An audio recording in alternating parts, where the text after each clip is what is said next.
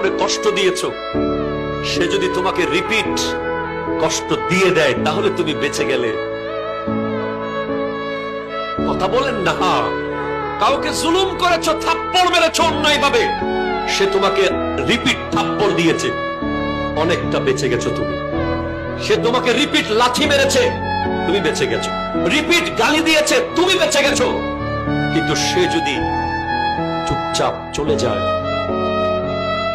থাপ্পড় খেয়ে যদি চলে যায়, গালি খেয়ে যদি চলে যায়, যদি চুপচাপ মসজিদের জায়নামাজে এসে বসে আর যদি বলে আল্লাহ সবাই ছেড়ে দিলেন, তুমি তো আছো,